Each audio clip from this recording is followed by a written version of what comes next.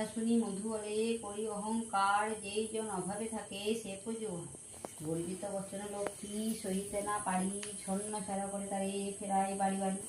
বহুকাল পথে পথে ঘুরাইয়া পড়ে, উপনীত করায় সুবিধার সে দ্বারে। হে বধূ লক্ষ্মীবত করে বধূগণ, স্মরণ হইল তার পূর্ব বিবরণ। বুঝিল পড়িয়া কেন এই ঘোর বিপাকে, অহংকার দোষে লক্ষ্মী তেজিলের মুখে। বলে বস্তু দেয়া মধু বলে মা কমলে, দিন জনে রাজ্য পায় তব কৃপা বলে। এই রূপে মাকে ডাকি ভক্তিযুক্ত মনে, একাগ্র হইয়া মধু বনমে আসে স্থানে। মনে মনে ভাবে মধু লক্ষ্মীবত সার, গৃহেতে আসিয়া পূজে পতি গুরুবার।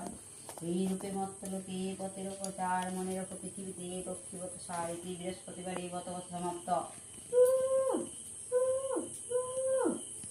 জয় শ্রী লক্ষ্মী মাই জয়, জয় শ্রী লক্ষ্মী মাই জয়, জয় শ্রী লক্ষ্মী মাই জয়। মা মা মনে বসনা পূর্ণ করো মা। দাঁড়া দেখি আবার আশ্বিন মাস বুঝলি, আশ্বিন মাস, আশ্বিন মাসে গত হয় জগৎসেটের পালা। যদুসের নাম হয় দিল্লিতে বসতি, পতি পদ্মা পত্নী তার নাম পদ্মাবতী। তার পুত্র জগৎসেট অতি বিদ্যাবন্ত, বাদশা ডাকিয়া তারে নিজের একান্ত। শাস্তা লাভ করে জগৎ সবার যে মাঝে, দেখিয়া বাদশা তুষ্ট সবার সমাজ।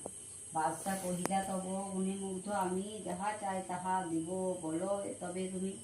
জগৎ কহিলা যাই মাতা পিতার স্থান, তাদের জিজ্ঞাসি করে লব তব দান। এত বলি জগৎ সের বাটিতে আসিল, পিতা মাতার স্থানে সব কথা যে কহিল। মাতা তার পদ্মাবতী চতুরা কামিনী, সত্য বদ্ধ করি বাদশার বলে বলিবে যে বাণী। আশ্বিনের কোজাগরী পূর্ণিমা ভিতরে, কেহ না জ্বালিবে বাতি আপনার ঘরে। মাতৃআজ্ঞা শুনি জগৎ রাজসভা গেল, সেই কথা বাদশার গোচর করিল। শুনিয়া আনন্দে বাদশাহ দূতে ডাকাইল, পূর্বাপর সব কথা দূতের কহিল। রাজ আজ্ঞা পেয়ে তো ঢেরা পেটাইল, কোজাগরী সন্ধ্যায় কেহ বাতি না জ্বালিল। কোজাগরী সন্ধ্যায় কেহ বাতি না জ্বালিল।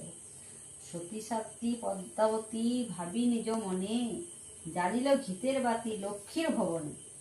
গলে বস্ত্র দিয়া বসে দ্বার আগুলিয়া, আইরেন লক্ষ্মী দেবী দিতে পদছায়া।